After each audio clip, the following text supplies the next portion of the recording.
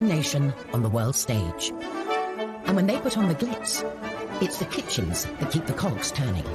An army can't fight on an empty stomach, and a monarch can't rule without having some food. It's the engine oil for the engine that is the British royal family. We open the door on life in the royal kitchens and get the inside scoop from the royal chefs. Working for the Queen was amazing. Cooking for kings and queens and presidents. They reveal the do's. Finger sandwiches, cut into 4, minus the crust. And don'ts. You try and serve strawberries to the Queen in January and it's off to the Tower. You're really in trouble. Of serving Her Majesty, whose private dining habits are not as extravagant as you may think. She eats her dinner off a tray, looking at the television. She likes it. We discover the length our royals go to in the name of diplomacy. It's very phallic. They didn't have to put the whole thing in their mouth, which would have been pretty gross. And delve into the shocking history of royal health and safety.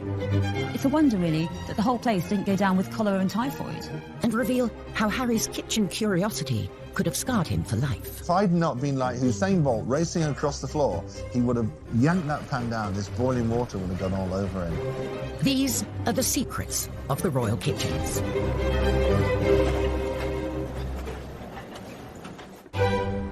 Buckingham Palace, the monarch's official HQ and hub of royal engagements. At its core is the kitchen, a well-oiled machine with the capacity to cater on a mind-boggling scale. Every year, the royal family cater for thousands and thousands of people, and just at Buckingham Palace alone, it's 50,000 people every year. They have this convening power. They bring people together. And a lot of the events at which they do that, food does play a key role. This dinner is always an opportunity for us to come together as friends. With so many mouths to feed, it's no surprise that the royal shopping bill is eye-watering. In 2018, the royal family spent £1.6 million on food. That food will be food for garden parties, will be food for guests who are visiting that the Queen is entertaining. It'll be for the tea that she gives the Prime Minister at their weekly audience. It's a huge amount of money, and, you know, most people's weekly shop is, you know, £50, £100 down the supermarket. It is an extraordinarily little sum for the premier monarchy in the world. And for us to have spent so little money on food shows how completely efficient and streamlined Buckingham Palace and Windsor Castle have become. It's the highlight of any state visit, of a visiting head of state to the UK. It's kind of the centrepiece, really. It's a very lavish affair, and preparations will start months before. A glittering state banquet, an occasion fit for the head of state of one of our closest allies. The Queen, of course, as head of state, has a hugely important role in a state visit and a state banquet. Unlike in the United States, the British head of state is not limited to 2 terms of 4 years. And the banquet is an incredibly sort of personal aspect of the visit to her. I certainly know that the Queen has personal involvement in the menu. She consulted and collaborates with her chefs. One of those chefs was Darren McCready, who worked in the royal kitchens for 11 years. Working for the Queen was amazing. Cooking for kings and queens and presidents. When the Queen was holding a state banquet, it was his job to create a menu for the VIP guests. The first thing they take into account is, are there any allergies? Do they not eat shellfish? Does the president not eat broccoli? It's to show the best of British, locally sourced, something that's quite fresh and quite light. They'd only use seasonal fruits in the summer, only use asparagus right time of the year. Nothing really was imported. And if possible, something off the estate, maybe some salmon from Balmoral or some venison from Sandringham. That attention to detail is selling brand Britain. So both the way it's prepared and what it is speaks volumes. The 4 courses for the state banquet. There's the starter, which is always fish, the main course, which is always meat, and dessert is a fruit course, and then coffee and petit fours. Darren and his team had their work cut out, making over 600 plates of food for 170 guests. You started at 6 in the morning, and it was usually 11 o'clock at night by the time you finished. But efforts did not go unnoticed. The reward for all those long hours were 2 miniatures of gin, so you could have a gin and tonic. And that was a thank you from the Queen. When are we supposed to drink a gin and tonic? Not while you were cooking. Before the food is dished up, the table must be laid. The places are measured meticulously, a measuring stick is used. There's 18 inches of space between the centre of one plate and the centre of another. You don't have much space, so you can understand why they try to consolidate each setting. You've got the forks on the left, the knives on the right. The exception to that knife on the right rule is the little bread knife. In restaurants, you're probably used to seeing it actually on the plate, but for state banquets, they've decided to set it above the bread plate like so. There's even a secret system to prevent the Queen's food being tampered with. After everything is plated up, a page chooses at random one of the plates to be served to Her Majesty, so that if anyone guest food is served, there are strict rules about how it's eaten. You do not sit down until the Queen sits down. When she starts eating, then you start eating. And traditionally, you would have to finish eating by the time the Queen would finish eating. So in years gone past, you know, courtiers would be kind of desperately trying to eat their food quite quickly. Queen Victoria was a famous gobbler, so people would often not be finished by the time she was finished. So they had to gobble their food as well. In Western culture, a lot of our dining etiquette is put in place to minimise the awareness that we are eating. It's small mouthfuls, a straight back, hands in the lap when we're not eating.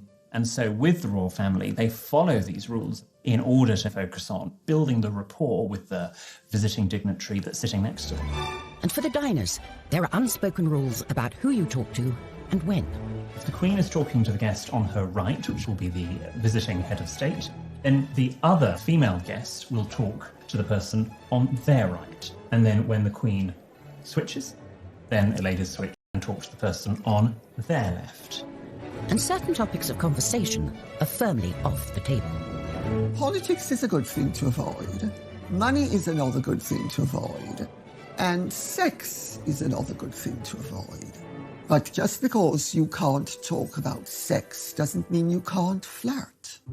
And to wash all that splendid food down, there's an array of drinks to hand. But they also come with a set of rules. The glasses that is closest to you is the glass that is used first. A champagne flute for the toasts.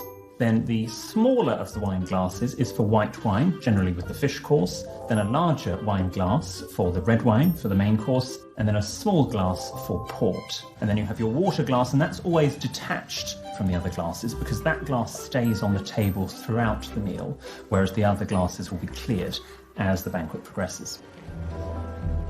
Despite intimate knowledge of the rule book, things can still go. Prince Philip uttered blast as his glass dropped to the floor at a state banquet in 2003. Luckily, heads of state politely carried on as if nothing had happened. Coming up, we reveal the shocking past of Buckingham Palace's kitchens. It's a wonder, really, that the whole place didn't go down with cholera and typhoid. And uncover how a palace disaster could have scarred Harry for life. Not been like Usain Bolt racing across the floor, he would have yanked that pan down, this boiling water would have gone all over him.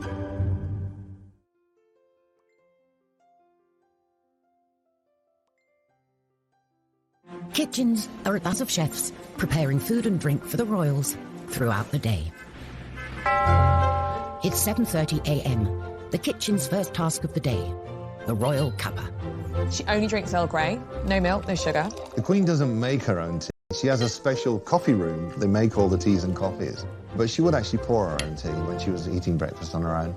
All food created in the royal kitchens is overseen by the Queen. The Queen has a royal menu book that's completed by the chef, and the chef does 3 days menus, and that gives us enough time to get all the produce in and prepare it.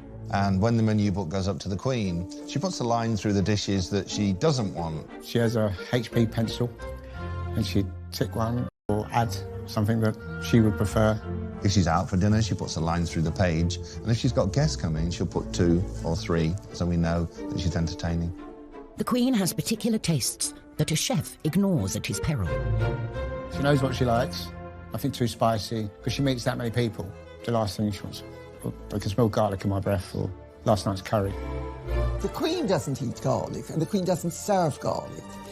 because the Queen is concerned that garlic clings to the being and you can smell it on the breath. If food is offered out of season, heads will roll. You try and serve strawberries to the Queen in January and it's off to the tower, you're really in trouble. 9 a.m. and it's time for breakfast.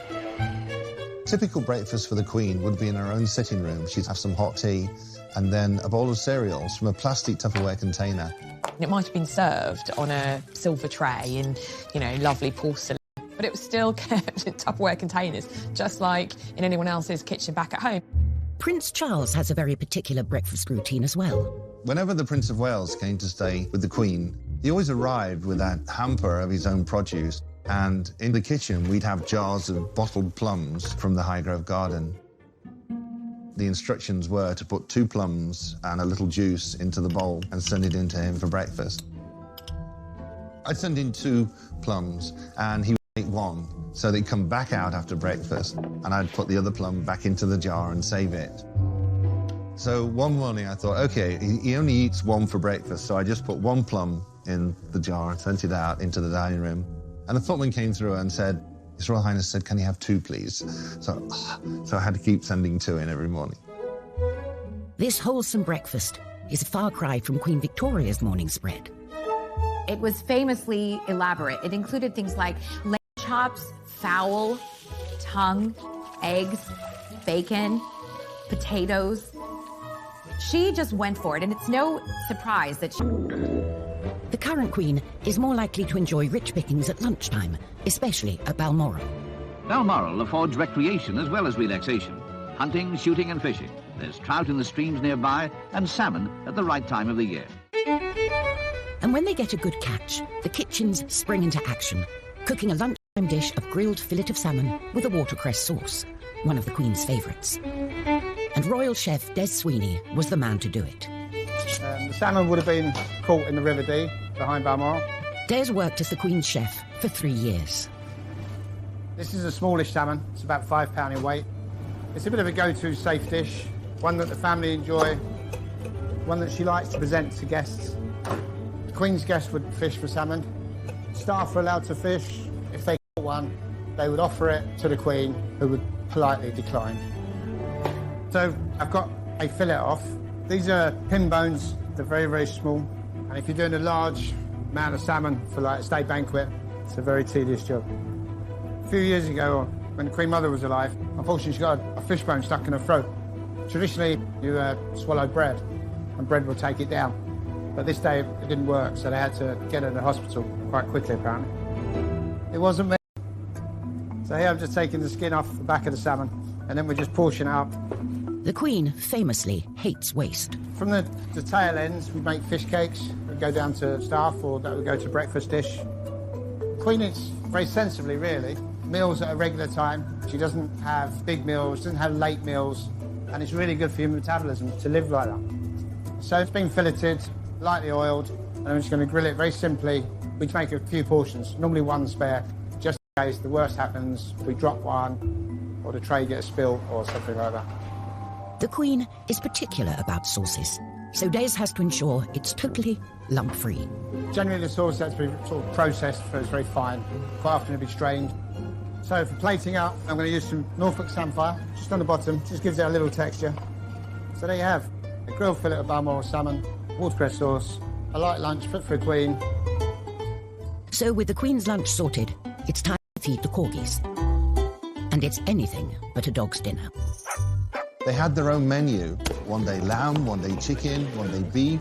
And we'd have to make sure that all of the meats we cut into very, very fine dice, a brunoise, so that there were no bones in there, because we couldn't have the royal corgis choking. It's 4 o'clock, and we can reveal the Queen's favourite form of refreshment. The absolute sacrosanct part of the Queen's day, she loves afternoon tea. Can I just have a little milk? Actually, I think it's very instructive that when Meghan, Duchess of Sussex, first met the Queen, it was at afternoon tea at Royal Connection. Catherine of Braganza, wife of King Charles II, brought tea to England from her native Portugal. She drank it daily, and fashionable upper-class ladies flocked to copy her habit. Nowadays, tea drinking, often accompanied by some delicious titbits, remains a traditional afternoon treat for the royals. Finger sandwiches So that'd be cucumber, smoked salmon, cream cheese, into 4, minus the crust. And then you turn them on the edge and you cut the edge off. So they look like little 50p pieces. And that was how they're presented. Scones every day and some sort of small cake. The Queen does have a sweet tooth. Anything with chocolate in. She particularly likes a chocolate biscuit cake, which is made with McVitie's biscuits. And quite a sweet nod in time spent with his granny. Prince William, actually, for his second wedding cake, chose a chocolate biscuit cake to be served alongside the official kind of fruit cake that he had when he got married to Kate, because he remembered this chocolate biscuit cake from having tea with his granny. Even when it comes to sweet treats, the corgis are not left out. She'll often take one of the scones and just crumble it onto the carpet so that a royal corgis can enjoy afternoon tea with her. Another royal who's reported to enjoy an afternoon titbit is Prince Charles, although he is said to have rather precise requests. There's a great story about how he likes his eggs at 4 minutes exactly. So the kitchen staff frequently has several pots of eggs boiling so that when he does come in after a day's hunt, there's one egg that's been boiled at precisely 4 minutes that he would like to eat.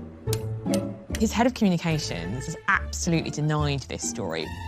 Often when we hear stories about lavish demands from the royals, sometimes staff are anticipating what the royal might want. He might not even know that there were, 4 different pans of water on the boil with all these eggs being prepared just in case. 7 p.m. It's gin o'clock. When you are the head of state of 16 countries, you might feel the need for a stiff drink. A drink was gin and Dubonnet. On a big function, there would always be gin and Dubonnet on most of the trays, just in case. She'd have to put her hand up and say, "Can I get a drink, please?" When she's off duty, there is reportedly one element of the Queen's private dining that may feel familiar to many of us. She eats her dinner off a tray, looking at the television. She likes it. It's homely, it's cosy, it's comfortable. And to polish off dinner... Most days, there'd be a fruit bowl go up. Queen was a big fan of fresh fruit, especially stuff that was grown locally. And eating fruit has a particular method. Now, this is how the Queen would eat and cut off one end, then we cut off the other end, and then we turn the knife on its side and go into the skin, like so, and then prising it open, and then cut a little bit off and eat like so. But there are times when the royals need to pop out for a treat that really hits the spot. It's the best thing I've eaten for a very long time. Can I course you on that? Absolutely perfect. Fast foods were also tempting for the royal princess. William and Harry, they loved pizzas, burgers. They loved me to cook them burgers. I remember coming into work one morning and Nanny had asked for roasted chicken and she wanted lots of green vegetables served with it too. Well, I think William or Harry must have looked at the menu and thought, we don't want that. When I came in the evening, there was a note on my desk and it said, "Darren, please give the boys pizza for dinner tonight, signed Jess." I looked at it and thought, why is this in the writing of a 5-year-old? And then I realised who'd written it. They actually got the roasted chicken. I was scared of the nanny. The boys' love of food nearly got one of them into serious trouble.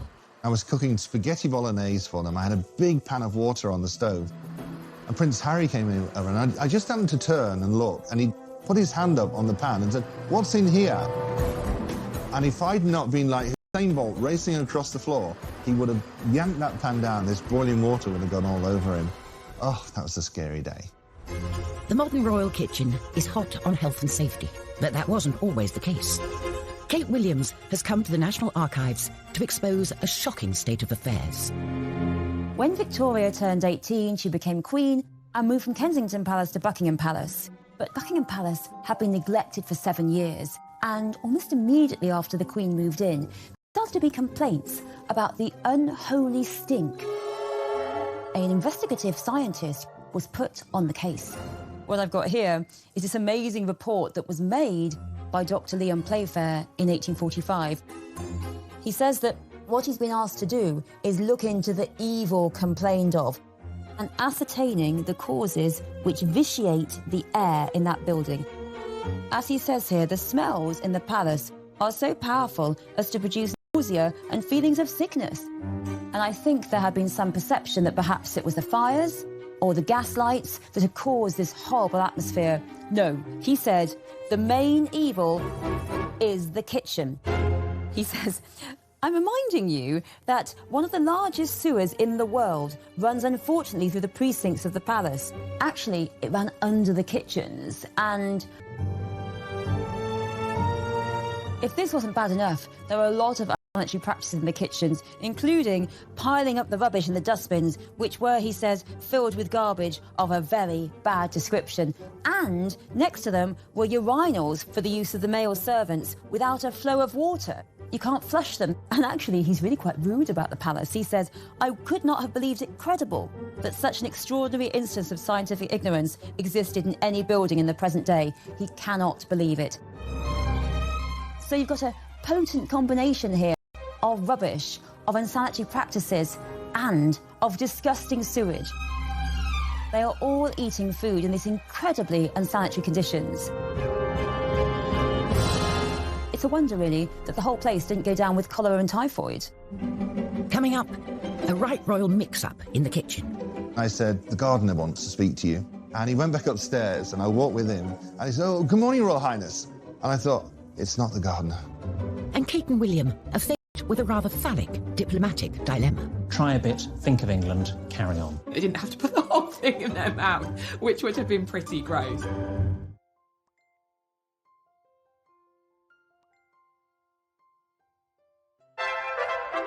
If you want to discover what's in the royal kitchen cupboards, look no further than the list of warrant holders.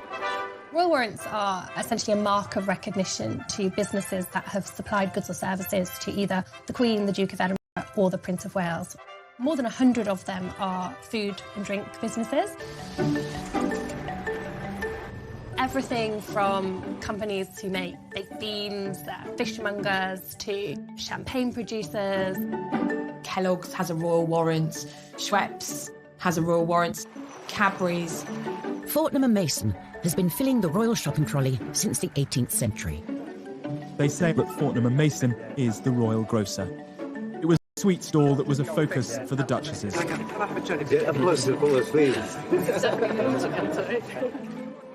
It's not to be confused with freebies. The royal warrant recipients are not necessarily providing free swag to the royal family. They're just preferred suppliers. And brands need to have supplied a royal household for 5 years. Then they can upgrade their packaging. When a business is granted a royal warrant, that allows them the opportunity to display a royal coat of arms on their packaging. Obviously, that's a huge accolade. But like all of us, royal tastes can change.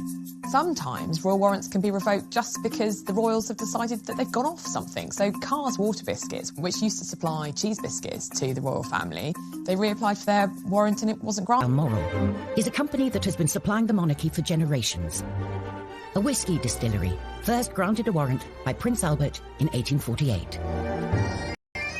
On a recent visit, Prince Charles got stuck in, checking the goods were still worthy of this honour. And then we were getting up some pears, particularly tin pears.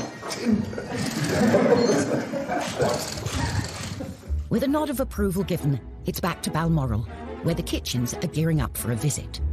Chef Darren McGrady accompanied the royals on several trips, and it's safe to say they don't pack lightly. All the equipment would go from Buckingham Palace. Knives, spoons, ladles, pots, pans, dishes, everything would go up to Balmoral Castle. It took lots and lots of planning. You had to make sure that all the food was ordered to go into Balmoral Castle, where we were going for 4, 6, 8 weeks. And although the kitchen staff and equipment are the same, the royals like to muck in. Prince Philip loves to cook 3, 4, 5 nights a week. They would actually go off and barbecue in the hills. That's when the royal family liked to sort of relax and let their hair down. Once the trappings and routine of royalty are quietly laid aside, the few precious unwinding weeks at Balmoral are a time, too, for a gathering of strength for the year ahead. The job of being royal is strenuous. Prince Philip was very interested in food, and he'd come down and help choose the ingredients for the barbecue. And the Queen used to put the salad together. Food is still chopped up in the kitchens, so all they have to do is mix it up. For us, it was good. It was more like a night off. Still served on nice china, it's still served on nice silver, but they serve it themselves. And then afterwards, the Queen would actually rinse and scrape the dishes. I mean, imagine that. However, some felt it wasn't fitting for the Queen to be getting her hands dirty. Once when Mrs. Thatcher was up at Balmoral, she noticed that the Queen was doing the washing up without gloves. So Mrs. Thatcher went and bought her some rubber gloves and sent them to her, which was rather sweet. The sort of present that she would love. It wasn't just gifts that arrived unexpectedly. I was in the kitchen, I was on my own in there. And this old man walked in. And he was wearing tatty old clothes, and he'd got this cardigan on with the arms all worn out. And he said, "Where's the chef?" And I said, "I'll just get him for you, sir." And I went down and found the head chef, and I said, "The gardener wants to speak to you." And he went back upstairs, and I walked with him. And he said, "Oh, good morning, Royal Highness." And I thought, it's not the gardener, it's Prince Philip. The kitchens also play a key part in royal travel.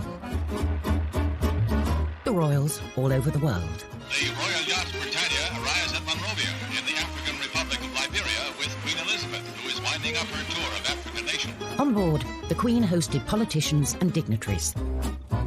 And for the chefs, logistics were at the top of the menu. The food had to be sent down to Portsmouth, where it could be loaded onto Britannia and put in the freezers. And by the time we flew out with all the fresh produce, we were there, we were planned, and we were ready to cook. But cooking on a ship has its own challenges. You're in a confined space, the kitchen's not very big, you don't know where anything is. There was a lot of people, a lot of dignitaries, a lot of VIPs, a lot of security. A lot of them would come through the galley. So you'd be cooking away, and next thing there's more people walking through. It's like, is he working in the kitchen or is he VIP? I don't know what he is. For a royal chef, the show must go on, come hell or high water. We were sailing into a storm. I put chocolate souffle on the menu, and that was a big mistake. He'd gotten around to my course, I put the soufflés into the oven, and I went outside, and the storms were getting worse. I came back inside, looked at the soufflés, and they were rocking around in the bowl. I just went outside, threw up over the side of Britannia. Oh. Sometimes it was so bad, the Queen would helicopter off and fly ahead, and it was like, okay, it's going to be rough. And of course, Prince Philip loved it. Yay, let's go, because he used to be a sailor. On tour, digestive disasters for the royals are to be avoided at all costs. When a royal goes on tour, huge consideration is given to what they eat. Just a little bit. Individual tastes taken into consideration. They might say, well, Prince William likes curries, or, you know, the Queen, for instance, famously doesn't eat shellfish. Not because she doesn't like it, but because obviously shellfish can give you an upset stomach, and if you're doing an important diplomatic tour, you don't want to miss a day because you're sick. She takes her bottled Malvern water, and that's all she drinks. Sometimes food and drink can prove to be a diplomatic challenge. Now a coconut shell is handed to the Queen for the ceremonial drinking of the kava. She often has to eat things that she might not privately wish to eat. Here, the mixing and drinking of the kava is of the greatest importance. But she does it because she's very dutiful and she doesn't want to offend her hosts. To the Western palate, the taste is, well, unusual. When our younger royals have been faced with unfamiliar delicacies, they don't always maintain their composure, as Emily Andrews witnessed. When I was on tour with William and Kate in 2016 in Canada, we were at this lovely kind of presentation of seasonal Canadian produce. The sun was shining, Kate was looking gorgeous. I was like, oh, this is lovely. Phallic looking, kind of long tube and kind of a bulbous part at the end. It's a delicacy and you eat it. And so Kate and William were kind of going around the stalls, and we were all as pressed, kind of waiting for them to present it, this geoduck clam, and what would they do? And bless them, they both tried it. They managed to stifle any kind of giggles. There was a slight giggle from Kate. So the etiquette there would just be to pick up the food item, have a little nibble, make some polite remark, and then place it down. Try a bit, think of England, carry on. I think they had a chopped up bit. They didn't have to put the whole thing in their mouth, which would have been pretty gross. Coming up, when Meghan came under fire for promoting her favourite fruit. They are involved in the exploitation of workers abroad. And how dare she promote the consumption of avocados? And a greedy king's artery-clogging meat feast. It looks like what might happen to us post-nuclear Armageddon. You're not going to make me try and eat this, are you? Definitely are. So gross.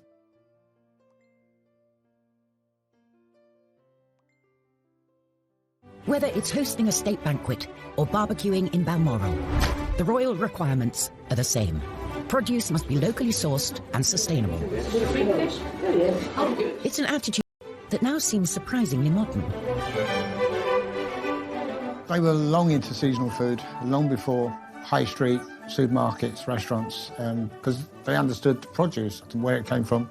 For Prince Charles, this interest in how food was grown became a passion. He introduced organic food into all the royal palaces. I mean, apparently he used to set up at Sandringham kind of literally with armfuls of organic produce from Highgrove.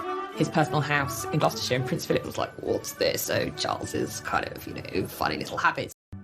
Prince Charles is notorious in country house circles for when he comes to stay, he often brings his own food. Not everybody thinks it's a good thing to do, but people put up with it. It's one of his eccentricities.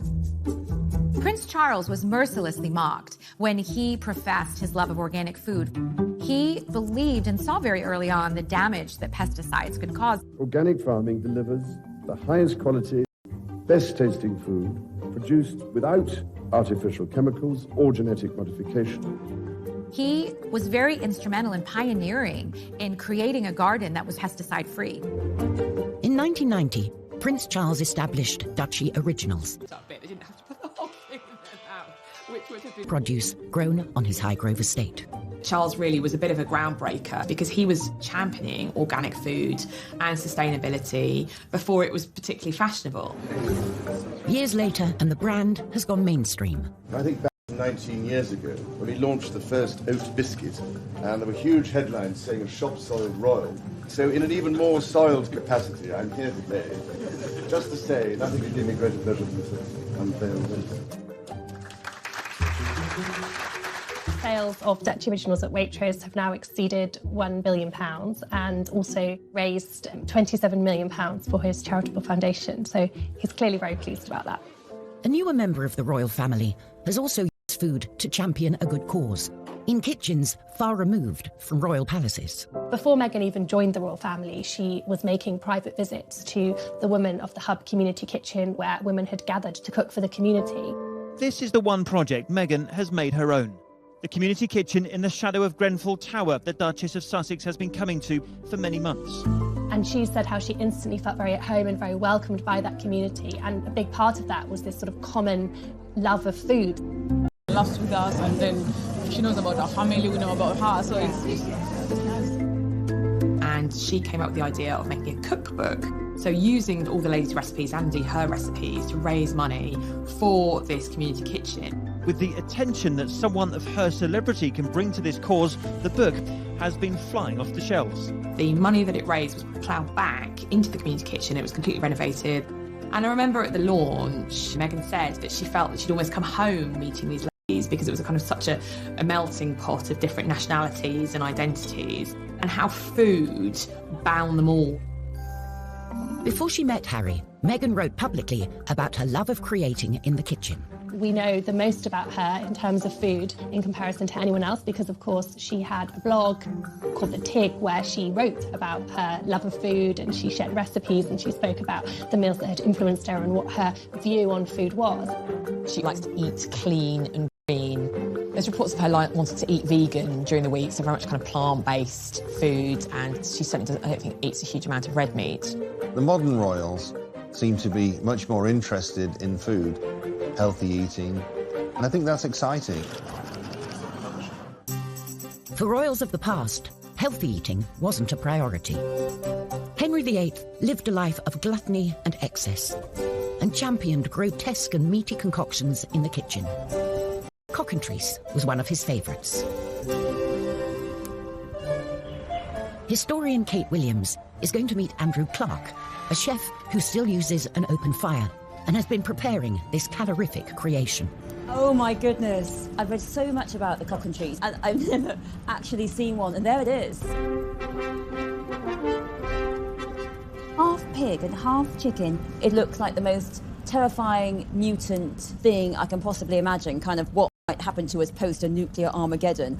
You're not going to make me try and eat this, are you? Definitely are. I've really got to live like Henry VIII. Okay. The trotters and then the chicken legs. It's so gross. The cockatrice was created by taking half a pig and half a chicken and stitching them together. There's no nice way of stitching this, really. It's all quite Frankenstein. Henry VIII's kitchens were the largest in Tudor England, making over 800 meals per day. Pretty freaky, huh? The cockatrice was roasted on an open fire and served up by the king to his waiting VIPs. If you're Henry VIII's chef, you're just giving him a big signifier of his power here. You're really showing off his brilliance, because only he can afford the best people who can make this incredible, creative, time-consuming dish. Henry basically spends the equivalent of £5 million on a massive showing off. How can we think of the craziest thing to do? I know, let's stuff a pig with a chicken. You know, how fun is that? Would you like to try some? I'm kind of terrified, and also I'm quite excited because it does smell good. Well, let's give it a go. Let's see give what it a it's go. like. Oh my gosh. Thank you. So I used to be a vegetarian. It's a good thing I'm no longer. Otherwise I might be quite traumatised. Okay. That is beautiful. If I was at Hampton Court eating this rather marvellous meat, I think I'd be pretty impressed. Well, I think we should drink to the cockatrice. Cheers. Cheers. The humble chicken has taken centre stage for our modern royals too. Famously, Meghan and Harry got engaged as they were trying to cook a roast chicken. Just a standard, typical night Just for a us. cozy night. It was what we're doing, just roasting chicken and Roasting having a chicken. Trying to roast a chicken. trying to roast a chicken. I think Harry said trying to cook a roast chicken. I mean, we know that Meghan is a very accomplished cook. Very romantic. He got on me. Dying a roast dinner, but that's great. That's, you know, shows that they're normal. It's something that we can all imagine doing. It's not something that we think, oh, well, that's because they were royal, they were doing that. And any meal they eat can make the news. But it's not always a welcome headline, as a friend of Meghan's discovered on a visit to Kensington Palace. He posted what I'm sure he felt was a very innocuous photo of avocado toast and wrote that Meghan was the avocado whisperer because she does such great avocado toast. One newspaper absolutely went after Meghan for eating avocados, saying that they are involved in the exploitation of workers abroad and how it's a controversial thing to eat and how dare she promote the consumption of avocados. An unconventional life in the limelight hasn't stopped the brothers from having an ordinary approach to food. We're living together as brothers, and it's fantastic. It really is. He does most of the cooking. I just laze around watching TV. If you think about William when he was at university, he did have that regular university experience. You know, he lived with other students and that he did the things that other students do, and that would have extended to the way that he ate as well. He certainly wasn't up in St Andrews with a chef who was preparing his meals. You know, that just wasn't happening. And same way with Harry when he was in the military. He didn't go with his own chef. It was very much a case that he fitted in and did what everyone else did. So they do have that pretty ordinary relationship with food. They're bringing up to modern day, aren't they? You're too kind. Thanks so much. It's the new kids on the block. Harry and William don't want to live like grandma. When William and Kate had apartment 1A at Kensington Palace renovated, they famously had 2 kitchens put in. One kitchen for them to use personally, and also a professional kitchen for hosting events at Kensington Palace. Kate in the papers was dubbed 2 kitchens. When faced with a baking challenge, Kate can definitely rise to the occasion. William, however, could do with a little practice.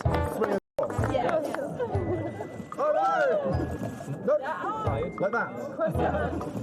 It sort of looks like a pretzel. Of course, when we think about the royals, and particularly the Queen, you know, they have loads of staff to do everything for them. But actually, Kate cooks a lot of their meals herself. And I think she likes to do that because, like most of us, that's the heart of her family life. Whatever the royal family eat and wherever they are, the eyes of the world are watching. They are very much on display, and every engagement that they do, they are watched very closely. We might have to come down there for lunch. Everything they eat and drink becomes the story.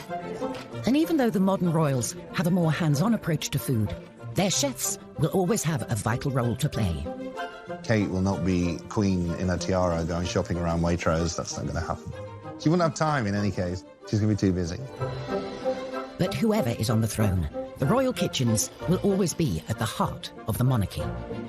Food is very important when it comes to the way that we function as a country diplomatically. That's going to continue to be a key feature in the future. It's the engine oil for the engine that is the British royal family. An army can't fight on an empty stomach, and a monarch can't rule without having some food.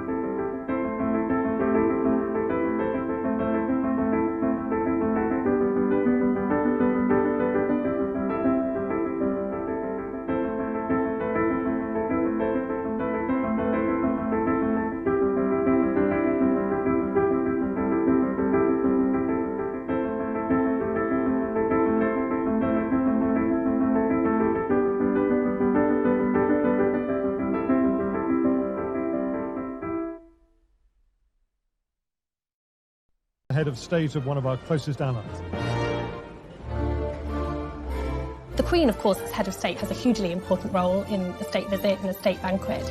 Unlike in the United States, the British head of state is not limited to 2 terms of 4 years. And the banquet is it's an incredibly sort of personal aspect of the visit to her. I certainly know that the Queen has personal involvement in the menu. She consulted and collaborates with her chefs. One of those chefs was Darren McCready, who worked in the royal kitchens for 11 years. Working for the Queen was amazing, cooking for kings and queens and presidents. When the Queen was holding a state banquet, it was his job to create a menu for the VIP guests. The first thing they take into account is, are there any allergies? Do they not eat shellfish? Does the president not eat broccoli? It's to show the best of British, locally sourced, something that's quite